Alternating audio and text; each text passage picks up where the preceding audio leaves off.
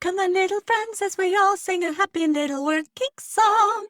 Merry little voices, clear and strong. Come and roll your sleeves up, so to speak, a pitching. In a world overflowing with movies, we need a hero. Someone to separate the bad from the good. Sounds like a job. Verbal diorama. She watches all the movies, from comedy to drama. From the top row sound. And don't forget the action. She'll watch until the end, and then she'll give you her reaction. Movies you know, movies you don't. Prequels, sequels, remakes, and trivia and outtakes. Movies you know, movies you don't. Interesting stories, all the categories.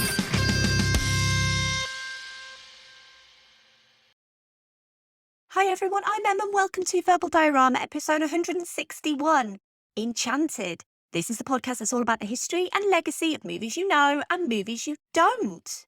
A huge hi and welcome to Verbal Diorama. Whether you're a brand new listener to this podcast, welcome back. If you are a regular returning listener or an irregular returning listener, whichever, thank you so much for being here. Thank you for choosing this podcast because, as I always said, there's a lot of podcasts out there and they're all vying for your attention and for your brains and for your ears. And basically, no matter how you got to Verbal Diorama, I'm so happy and I'm so grateful that you're here because this episode's going to be really fun. We're talking about the history and legacy of Enchanted.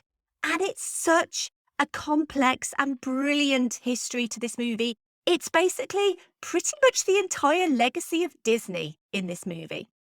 But before I start talking about Enchanted, I just want to say a huge thank you to everyone who's listened to the previous episodes of this podcast. I've recently done episodes on Team America World Police and Mortal Kombat and Mortal Kombat Annihilation. And most recently, as of the general release of this episode, I've a few days ago released another episode on Romancing the Stone and the Jewel of the Nile. Now, the episodes that I've done on Mortal Kombat and Mortal Kombat Annihilation and the Romancing the Stone and the Jewel of the Nile, they are technically called Nanorama episodes. They are supposed to be a lot shorter. They focus on, two movies, and it's more of like tidbits of information.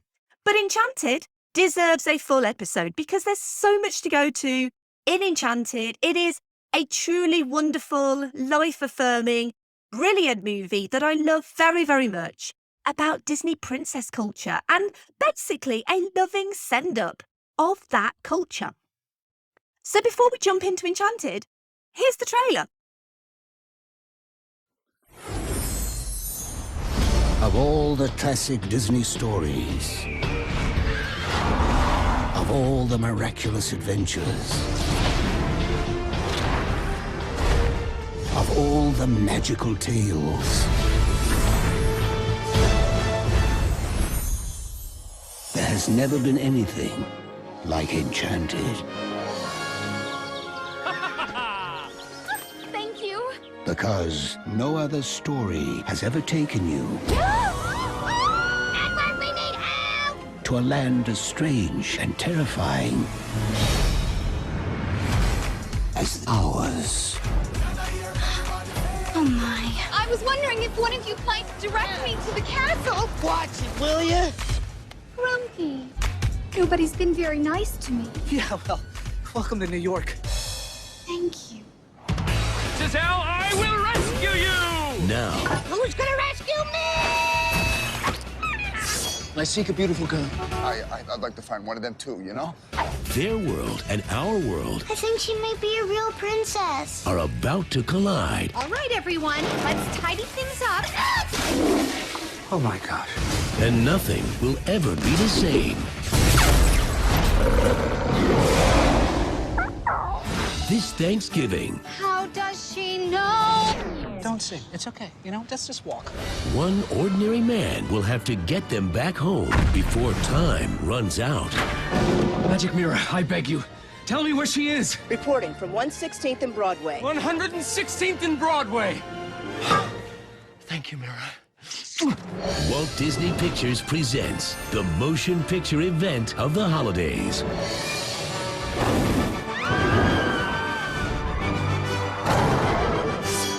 You've met your match, foul beast! Are you crazy? No Nobody stabs my bus. Don't you run away from me. Crazy, tight-wearing. Enchanted. Giselle! I've been drinking. Oh! Ow. A beautiful young maiden in the animated world of Andalasia finds her prince and true love, and they agree to marry the next day. But the prince's evil stepmother wants the throne for herself and eagerly banishes the prospective new queen to a world with no happily ever afters. Real life. Bride-to-be Giselle emerges in New York City, and her bright, sunny disposition has no place on the mean streets, until she's found by lawyer Robert and his daughter Morgan. Let's quickly run through the cast. This is an awesome cast in this movie, led by the inimitable Amy Adams as Giselle, Patrick Dempsey as Robert Phillip, James Marsden as Prince Edward, Timothy Spall as Nathaniel, Susan Sarandon as Queen Nerissa, Rachel Covey as Morgan Phillip, Idina Menzel as Nancy Tremaine, and we have narration by the one and only Julie Andrews. This movie features so many cameos, but just some notable cameos that I want to mention. So we have cameos by Paige O'Hara as Angela. She is the lead in the soap opera on the TV. Jodie Benson as Robert's secretary Sam. And Judy Kuhn as the pregnant woman with children who lives in Robert's building. Now, you might be wondering, well, who are those people? Well, Paige O'Hara is the speaking and singing voice of Belle in Beauty and the Beast. Jodie Benson is the speaking and singing voice of Ariel in The Little Mermaid, and Judy Kuhn is the singing voice of Pocahontas in Pocahontas. So they really went all out with the cameos in this movie. And that's not the only links to past Disney in this movie. There are literally hundreds of little cameos and links and little references to these movies. I simply can't do them all justice, but I wanted to mention those because they are brilliant cameos. Enchanted was written by Bill Kelly and directed by Kevin Lima. And it's hard to imagine Enchanted being anything different to what it currently is. A beautiful pastiche of Disney's history of animated fairy tales and happily ever afters. But the story of Enchanted starts way back in 1997. Technically, even further back, if we count the animated movies it pays tribute to, but for the purposes of this podcast, I'm not going to do that. So it was Disney's Touchstone Pictures, its PG and above label, that bought Bill Kelly's original script for a movie called Enchanted. Touchstone had also been the studio behind Who Framed Roger Rabbit, and that movie was the inspiration for this in more ways than one. The 1997 script was originally an R-rated risque comedy in the vein of 80s and 90s sex comedies. Producers Barry Josephson and Barry Sonnenfeld were taken with the project and struck a deal with Disney for an ambitious animated live-action hybrid, not quite as ambitious as Roger Rabbit, but they wanted to invoke the magic of Mary Poppins as well as Disney's golden age of animation. But the risque R rating had to go. So did the first draft's idea that Giselle is mistaken for a stripper when she arrives at a bachelor party in Chicago. While Kelly was thrilled his script had been bought for a reported $450,000, no less, he was at the time an inexperienced writer, and so the studio hired a stream of writers to tweak Enchanted.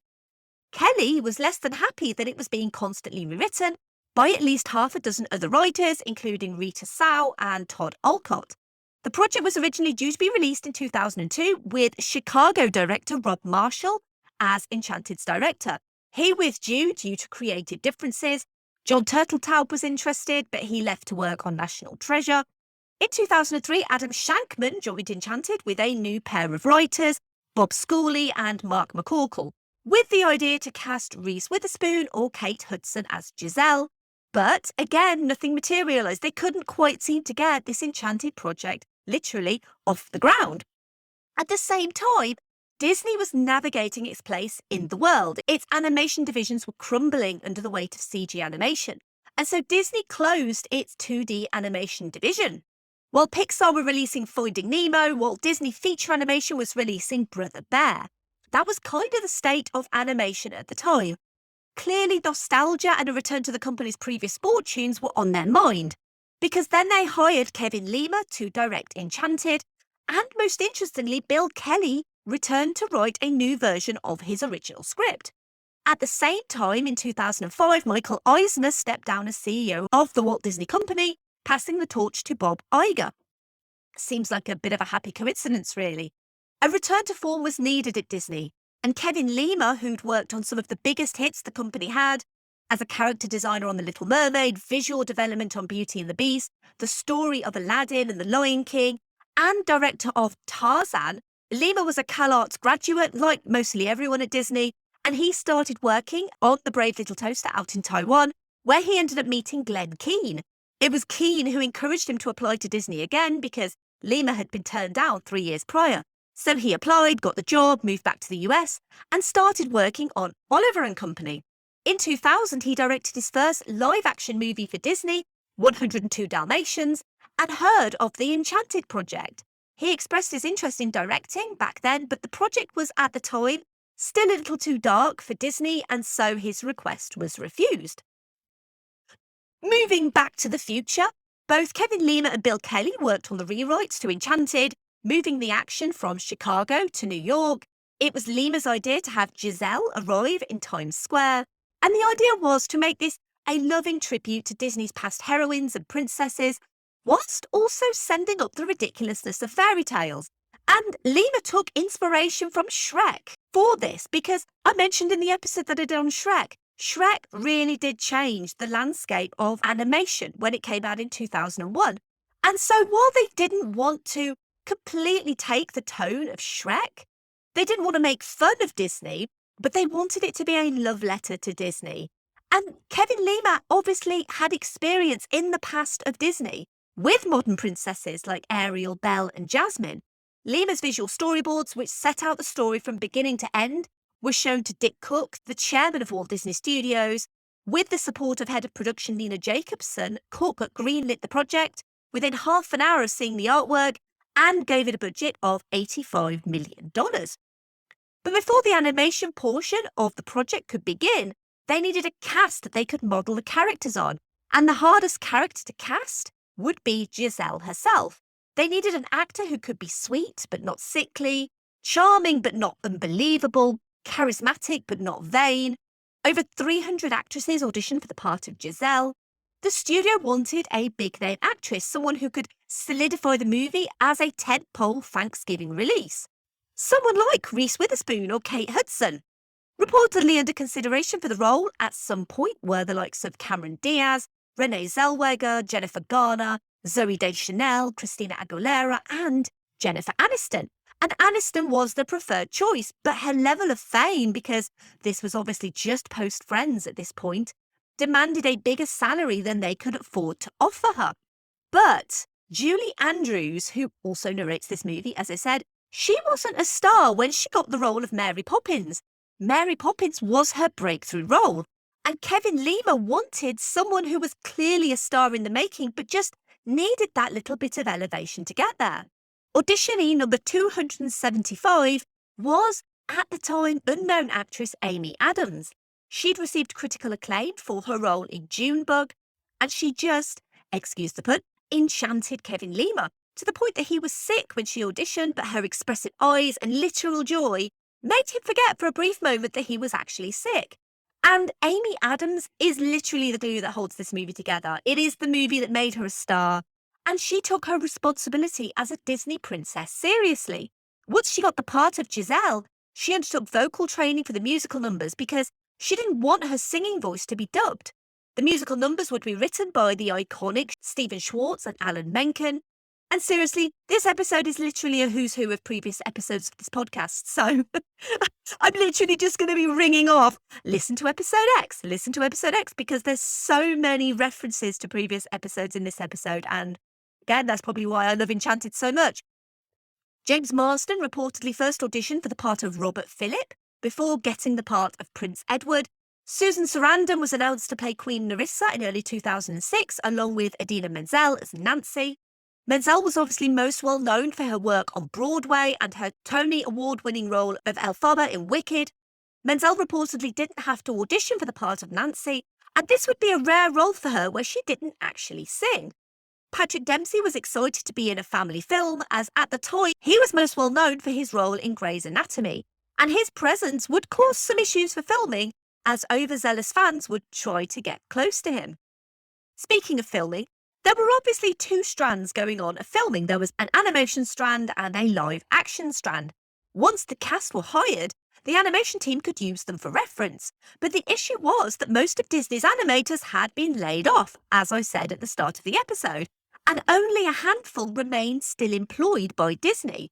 This meant Disney didn't have a full in-house 2D cel animation team anymore for the required 13 minutes of animation for Enchanted. This production couldn't afford to restaff a whole department, and so they contacted someone who'd previously worked at Disney Animation to help them with Enchanted. Former Disney animator James Baxter, who'd started his career on Who Framed Roger Rabbit, because of course, this episode is going to reference Roger Rabbit a lot. He'd set up James Baxter Animation in 2005 after working for Disney and then DreamWorks Animation. James Baxter Animation was solely responsible for the animated parts of Enchanted and used an Art Nouveau style for the animation, and also paying loving homage to the princesses of animation past: Snow White, Sleeping Beauty, Cinderella.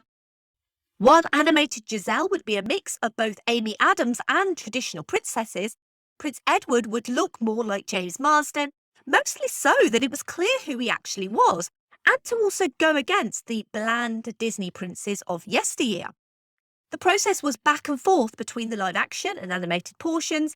Kevin Lima shot reference material of Amy Adams for James Baxter Animation to work with, and James Baxter visited the live action set. Lima felt it was really important to have that continuity between the two worlds. Amy Adams would also see the animated portions, and it would inspire her performance in the live action world. And this is probably why this was her breakthrough performance, because she was genuinely so involved in the process. And it certainly helped that Kevin Lima has a background in animation too. Just to add as well a little bit of interesting information about Kevin Lima, he's also married to Brenda Chapman, who directed Brave, and also co-directed The Prince of Egypt. That's episode 136 of this podcast, by the way. At the same time, it was also important for the live action costumes to match the animated costumes. So they brought Mona May on board. And I've mentioned Mona May on this podcast before. She'd previously worked on Clueless, that's episode 37, Romeo and Michelle's High School Reunion, that's episode 124, and also The Wedding Singer, which isn't an episode yet, but it will be. She worked with the animators and had a costume department of 20 and contracts with costume shops in both New York and Los Angeles. Pre-production of Enchanted would last for a year, and fashion would be incredibly important narratively to this movie, with Giselle's fashion changing as she herself evolves from a needy princess to an independently thinking woman. Giselle's wedding dress was made of 200 yards of silk satin and weighed 40 pounds with a metal hoop and 20 layers of fabric petticoats and ruffles. It was designed to be as ridiculously extravagant as possible, but it was hard for Amy Adams to wear and move around in. For Queen Nerissa, she would be replicated in traditional cel animation, live action and CG, and her dress had to match all mediums, deliberately looking reptilian and dragon-like for her eventual morph into the dragon. James Marsden's Prince Edward would wear the same costume throughout, and it was also deliberately padded to show the same exaggerated proportions as an animated prince. Live-action filming started in April 2006 on 3 sound stages at Steiner Studios in Brooklyn, including on location in Times Square, New York. Those scenes also feature New York pedestrians as well as hired extras, due to the fact that if you're in Times Square, you're going to have pedestrians, you're going to have tourists, and they had difficulties with crowd control in those areas. And Amy Adams really did have to climb out of an actual manhole wearing a wedding dress. The That's How You Know song sequence was filmed in Central Park, and it was the most challenging but also the most rewarding as well. It took 17 days to finish due to the rainy weather, meaning they could only film on 7 non-consecutive sunny days. You also have to bear in mind the lighting, where the sun is. You don't want one scene with the sun to the left and the next with the sun to the right. Filming was also hampered with crowds, especially those who wanted to see McDreamy, and this particular scene also featured 150 dancers as well as 300 background extras. The choreographer of Moulin Rouge and Strictly Ballroom, a guy called John Cha-Cha O'Connell, He choreographed the dance numbers for That's How You Know, and the idea was for Giselle to literally enchant regular passers-by to sing and dance, and they mapped out a route through Central Park for the action to happen and storyboarded what would happen where.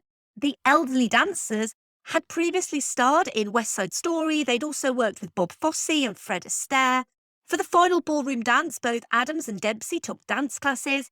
Amy Adams is already a trained dancer, but struggled to allow Dempsey to lead her and basically had to learn how to let a man lead.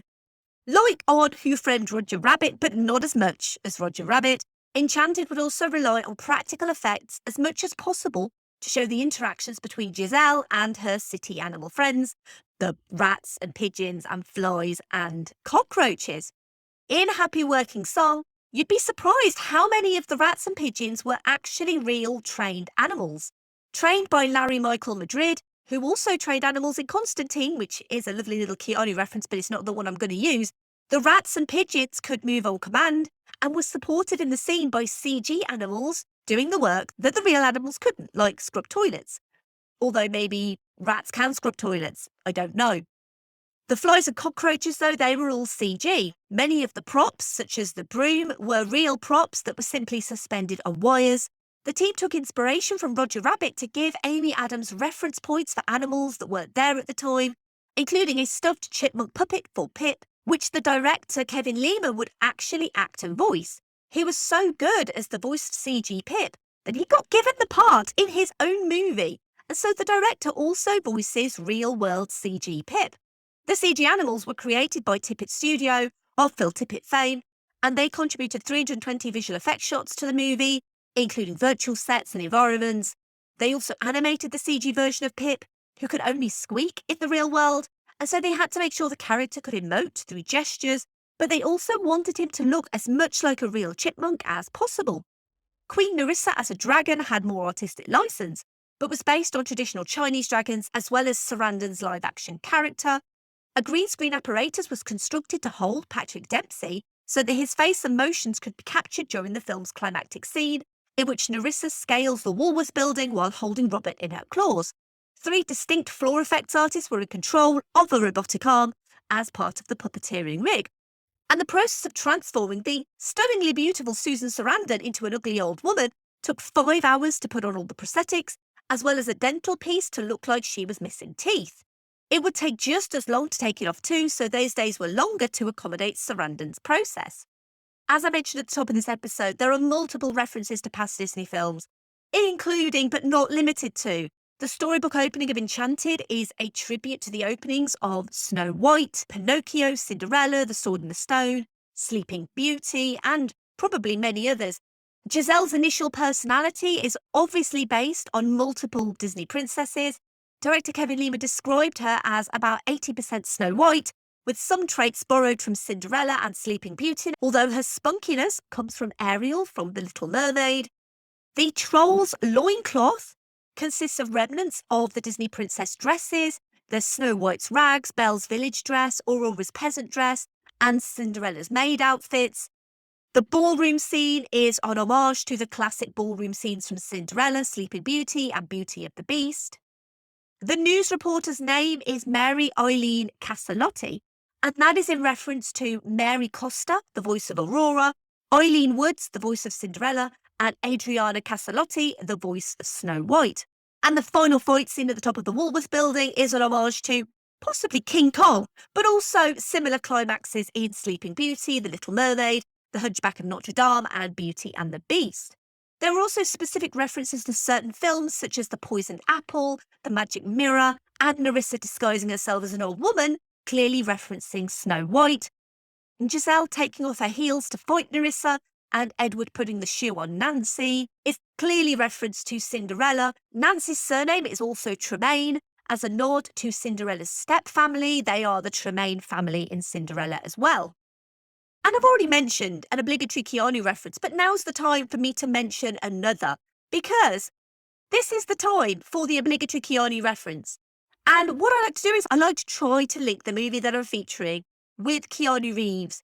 And I found out, I don't know if this is true or not because internet reasons, but Keanu reportedly turned down the role of Robert in this movie. And I have to question why, because as much as I like Patrick Dempsey, and I really do like Patrick Dempsey, Keanu would have been an amazing Robert in this movie. He's got experience of being a lawyer on screen. He's got experience of being the straight man on screen. And I think Keanu would have been perfect in this movie. But I guess we got McDreamy in the end and that was okay. But it should have been Keanu. I can't really talk about Enchanted without talking about the music for Enchanted, because the original drafts of Enchanted actually had little to no musical numbers. Subsequent drafts gave the animated section songs, and then basically the movie transformed into pretty much a full musical. Alan Menken, obviously an accomplished songwriter and composer, he's previously contributed to a number of Disney movies. He wrote the score for this movie as well. 6 tracks composed by Menken have lyrics written by Stephen Schwartz. And obviously, Menken and Schwartz, they are icons of musical cinema. They've previously collaborated on the songs for Pocahontas and The Hunchback of Notre Dame. Menken encouraged Schwartz to continue their collaboration after becoming involved with the movie early in its production. They started writing songs by looking for the appropriate plot points that would allow for song moments. Compared to past live-action musicals, Schwartz believed that Enchanted's premise enabled the characters to sing in a way that was fully important to the plot of the movie. This made it easier to rationalise instances in which the characters would break into song. Giselle's songs deliberately allude to previous Disney movies, such as True Love's Kiss being a send-up of I'm Wishing from Snow White, and A Dream is a Wish Your Heart Makes from Cinderella. Happy Working Song is a clear homage of Whistle While You Work and the Work Song, and That's How You Know is meant to be the big production number like Under the Sea or Be Our Guest. Amy Adams performed Happy Working Song live at the 80th Academy Awards, where it was nominated for Best Original Song, alongside That's How You Know and So Close, these songs sung by John McLaughlin at the King and Queen's Ball. They'd all lose out on the award to Falling Slowly from Once. And you might wonder, well, why is Giselle not an official Disney princess? Well, Disney originally did want Giselle to be an official Disney princess, even though technically she never actually becomes a princess. And this was alongside the general Disney princess line that we all know and love. They planned to have a toy line, which actually was debuted at the Disney 2007 Toy Fair, and likely probably would have been featured in Ralph Breaks the Internet. But the problem with having a real-life Disney princess played by an actual actress is that Disney have to use that actress's likeness and license that likeness. Unlike an animated character where it's open to interpretation, this meant Disney paying Amy Adams for the use of her likeness for the rest of eternity for merchandising. And they were advised that maybe that's not the best idea to do, although clearly Amy Adams would have received a hell of a lot of money for it. There was a real issue with marketing this movie though, because Disney didn't want to focus on selling the princess angle. Even the tagline was, the filmmakers who brought you Toy Story and Tarzan, rather than the filmmakers who brought you Snow White and Cinderella. Despite Giselle not being an official Disney princess, she was featured in the 2007 Hollywood Holiday Parade at Disney's Hollywood Studios, as well as in the 2007 Walt Disney World Christmas Day Parade in the Magic Kingdom, with the rest of the official Disney princess lineup, but she has not been featured since 2007. When it came to the release of Enchanted, following the closure of the former Buena Vista Pictures distribution, Enchanted was the first film to be distributed under the Walt Disney Studio Motion Pictures moniker, and was released on the 21st November 2007, the day before Thanksgiving in the US, but technically at the end of the film release calendar week. So it ended up opening 5th in its first week in the chart, behind Beowulf, B-Movie, American Gangster and Fred Claus. In its second week, it jumped up to number 1, an increase of 166.6%, and it stayed at number 1 for 2 weeks before being dethroned by The Golden Compass. On its $85 million budget, Enchanted made $127.8 million domestically in the US, $212.7 million internationally, for a total worldwide gross of $340.5 million. So not only was this a huge financial success, it was also a huge critical success as well. Positive reviews commended the movie's retelling of a well-known Disney tale, its humour and its musical numbers, as well as Amy Adams' portrayal of the central character, which by and large is the standout feature of this movie. Amy Adams elevates literally every word, every gesture, every song, and to be honest, she's totally comparable to Julie Andrews for me. And I do love Julie Andrews in Mary Poppins completely, but you look at Amy Adams now and you see this huge Oscar-nominated star. And this movie really is where she got her big break. And we forget that now because she's Amy Adams. She's a huge megastar. But back then, she really wasn't. And Disney really did take a punt on this unknown actress. And look at where she is now. Speaking of Academy Awards, I've mentioned the Academy Award for Best Song nomination already. But it also got nominated for 2 Golden Globes, Best Original Song for That's How You Know, and a Best Actress Motion Picture Musical or Comedy nomination for Amy Adams. She'd lose out to Marion Cotillard as Edith Piaf in La Vie en Rose. The songs Ever Ever After and That's How You Know would also be nominated for Best Song Written for a Motion Picture, Television or Other Visual Media at the Grammys. They'd lose to Down to Earth by Peter Gabriel from the movie WALL-E. And obviously, there is a sequel to Enchanted, but the story of the sequel is just as tumultuous as the story of how they made Enchanted in the first place, because back in 2010, a sequel to Enchanted was reported and planned originally for a 2011 release.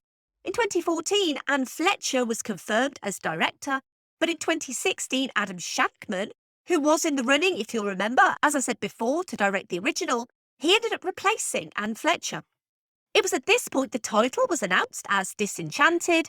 Discussions were ongoing, and in 2020 it was announced Disenchanted was going into pre-production with Menken and Schwartz on board for the songs, and the primary cast of Adams, Dempsey, Marsden and Menzel. They were confirmed to return in March 2021, and the following month, Maya Rudolph, Yvette Nicole Brown and Jayma Mays were confirmed to join the cast. Filming started on Disenchanted in April 2021, and is due to be released on Disney Plus at Thanksgiving 2022. That's this November. Obviously, this episode is coming out in June 2022. So in a few months' time, we will all get to see Disenchanted. And fingers crossed, it is just as good, if not better, than Enchanted. Right, let's move over to social media thoughts. So I like to ask on social media, whether that be Patreon, whether that be Twitter, whether that be Instagram, or whether that be Facebook, what people think of the movie that I'm featuring. And I always like to start with the patrons because, I'll be honest, they get their responses in first. So, first come, first served. And the first person who gave a comment was Sunni. And Sunni says, OMG, I loved Enchanted when it was released in theatres. This really sent Amy Adams' career through the roof. I didn't like how stupid they made James Marsden, but I guess that's the joke about princes in fairy tales. And the rodents cleaning the apartment, oh my goodness, hilarious. And another thing that I like to do for patrons who comment on episodes is I like to give them a little plug for their podcast if they have one.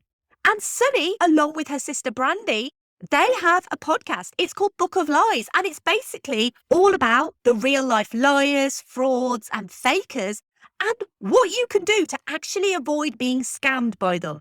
It's a really fun and brilliant podcast, and they are amazing women, and you should absolutely listen to Book of Lies. I will put some information in the show notes for Sunni's podcast. Going to move over to another patron, and this is Nicholas, and he says, Enchanted is a fun alternative version of the Disney princess story.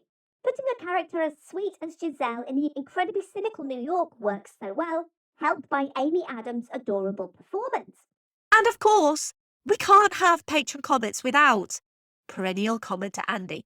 And Andy says, There really is nothing like Enchanted in the Disney archive, a film that skewers its own genre's tropes that were popularised by Disney, but still makes it more than a wink-wink get-it gag. Amy Adams is a wonder as a Disney princess, although we really only get to see her portrayed as such nowadays is in the Disney Emoji Blitz mobile game. Step it up, Disney. Sheesh. The songs are great send-ups of Cinderella and Sleeping Beauty, and Susan Sarandon is fantastic as the film's villain. A great movie that can't be duplicated. And regular listeners of this podcast will know that I call him perennial commenter Andy because he comments pretty much every week. And so pretty much every week, he gets a plug for his podcast Geek Salad. And they are the one-stop shop podcast for all of your geeky needs, whether that's movies, music, TV shows, books, games. literally anything, even snacks sometimes. They even talk about snacks. So if you love really geeky stuff, then go over and have a listen to Geek Salad. I'll put some information in the show notes. And the final patron comment comes from Brendan, who says, Arguably the Who Framed Roger Rabbit of the noughts, a self-aware genre exercise combining live action with animation, where the best joke is a brilliant actor playing a ludicrously part completely straight. Enchanted is, well, enchanting. The songs are bangers, the cast is a delight, the gags land, and the emotional beats, thanks largely to Amy Adams being an inspired casting choice, hit exactly how you'd want them to. My only complaint is that I'd have happily spent more time in Andalasia. thank you, patrons, for all of your comments. We're going to move over to Twitter now, and we're going to start with @DW Lundberg, who said, "The Mouse House is Shrek, the movie that made me fall head over heels for Amy Adams, but also buoyed by Patrick Dempsey's exasperated reactions to all the fairy tale goings on. Why do people keep giving you free stuff? But also a knowing and funny send-up of Disney's past." @Sean Geek Podcast said, "This one put Amy on my radar, opened myself up to movies that musical-like, and reminded me that when Disney is being smart, they knock it out of the park. This one is a classic." @SoWizard Podcast said, "When I saw it with my very young, at the time, daughter, she didn't get why Enchanted went with the ugly guy at the end," with the rolling on the floor laughing face. @Capital Games Pod said, "It's a shame that this movie isn't as loved as it should be. Such a charming, lovely film that is just fun." @OSW Podcast 1 said, "We reviewed this by request with half of us seeing it for the first time.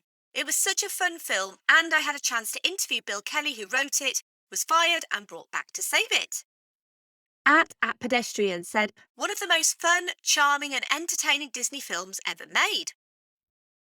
Kevin R. Brackett said, "Enchanted is fantastic. So much fun with a unique twist on the classic Disney princess formula. Amy Adams gives a delightful and heartfelt performance." Moving over to Instagram, we start with George at Retro Ramble Pod, who said, "One of the best things Disney did before they got preoccupied with live-action remakes. Some very catchy songs and a brilliant performance by Amy Adams. A great example of how talented an actor she is. James Marsden is also wonderful." Friendly Spa Pod said, "The year this came out, I was doing a production of Godspell at my high school, and our choreographer was one of the ballroom dancers in this movie. So I'll always remember watching it and going, that's Mick. Anecdote aside, I love this movie, and I often get the song that James Marsden sings just before he's trampled by cyclists stuck in my head." And Furiera Ulchley said, "Very nice movie. I want a fairy tale like that." Heart emoji. As do we all. Finally, over on Facebook, we have a comment by Tony, who says, "Enchanted is a fun romp through some of the Disney princess tropes. The fact that Jodie Benson, the voice of Ariel from The Little Mermaid, made a cameo was excellent. Amy Adams was excellent in this film."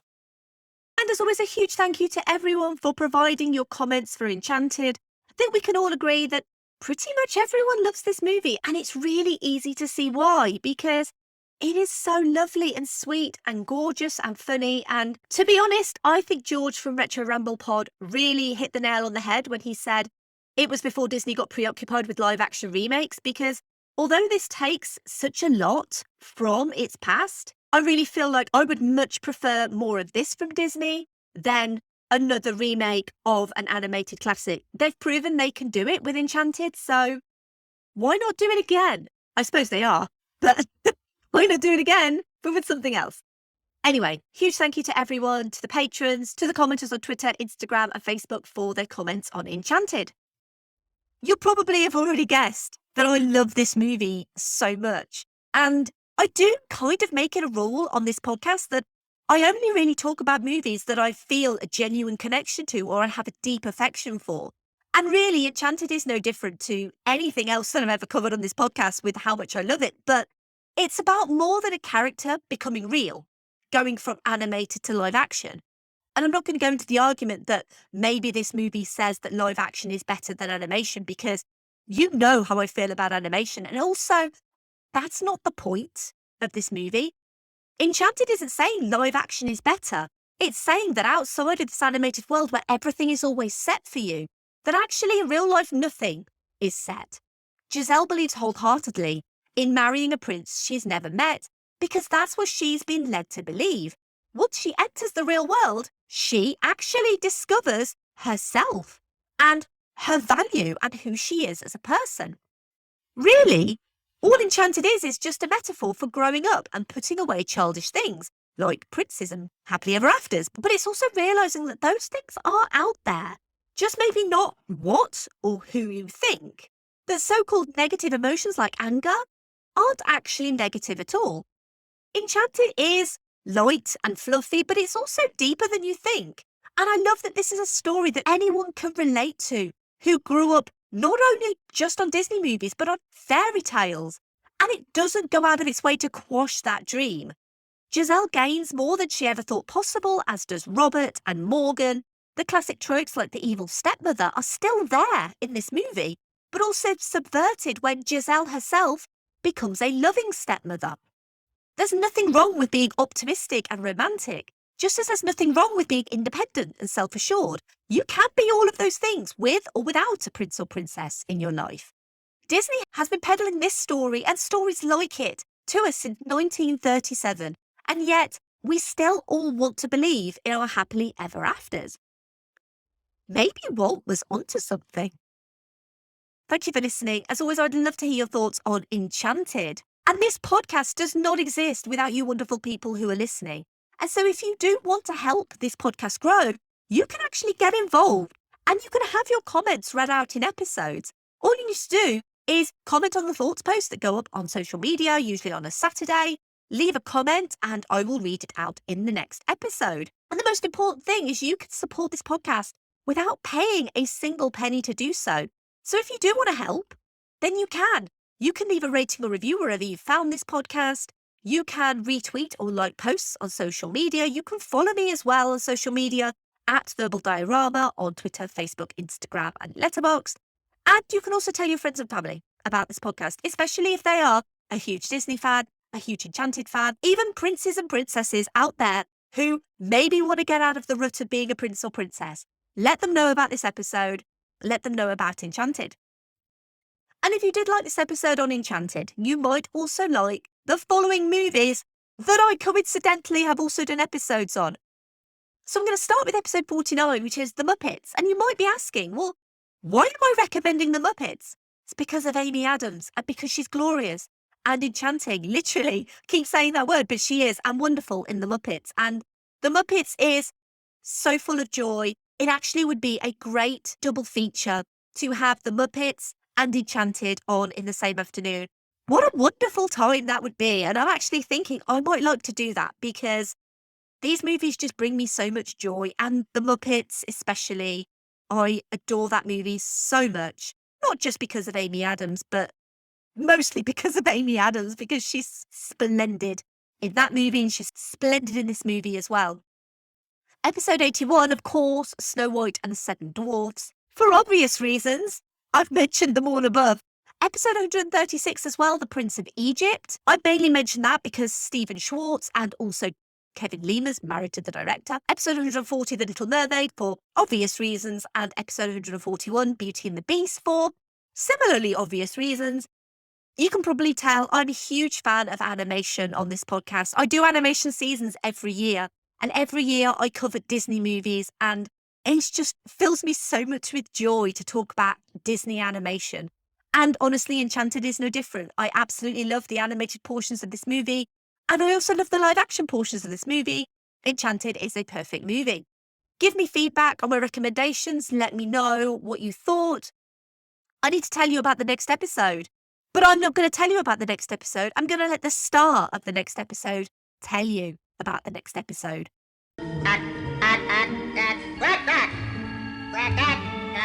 So if you hadn't guessed, I'm going to be talking about Tim Burton's terrific Mars Attacks, which pays homage to 50s sci-fi B-movies and is honestly terribly underrated. But there's so much brilliant history when we're talking about Mars Attacks and honestly, a really fun legacy as well. And we're all about history and legacy of Verbal Diorama, so I'm really excited to bring you Mars Attacks next week. As I mentioned earlier, you can support this podcast for free, and Verbal Diorama is free, and it always will be free. But if you do want to help contribute to Verbal Diorama, I do have a Patreon. And what do patrons get? Well, they get early episodes, they get access to the schedule, they get freebies, and also the knowledge that they're making this podcast better. And they also get swears on episodes. Now, I'll be completely honest, this episode on Enchanted does not contain any swears, but the episode that I did recently on Team America World Police contained a hell of a lot of swears. They all had to be bleeped out for the general release. So, Verbal Diorama Patreon episodes aren't just early, they're also expletive as well. But just to say, the main feed will always be family friendly and always be suitable for all ages and will always be free. Let me just reiterate. But if you are interested, it's verbaldiorama.com/Patreon. And thank you to the wonderful patrons of Verbal Diorama: Simon E, Sade, Claudia, Simon B, Laurel, Derek, Vern, Kristin, Kat, Andy, Mike, Griff, Luke, Emily, Michael, Scott, Brendan, Ian M, Lisa, Sam, Will, Jack, Dave, Chris, Stuart, Ian D, Jason, Sunni, Drew, and Nicholas. That's how I know that they love me. No, I'm not going to sing that. If you want merch, it's verbaldiorama.com/merch. If you want to say hi, it's verbaldiorama@gmail.com. Or you can pop over to verbaldiorama.com too. And you can also pop over to filmstories.co.uk. You can buy copies of the magazine and you can read features that are right online. And finally, I've been dreaming of a true love's kiss. He sings too. And a miss I have begun to miss.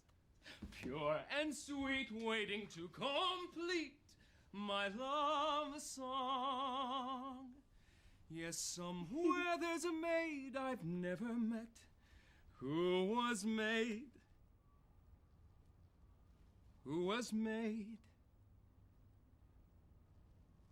to finish. What's wrong? You're not singing. Oh. I'm not. Well, I'm sorry. I was thinking. Thinking? Before we leave, there's one thing I would love to do. Oh, well, name it, my love, and it is done. I want to go on a date. A date? What's a date? bye. Movie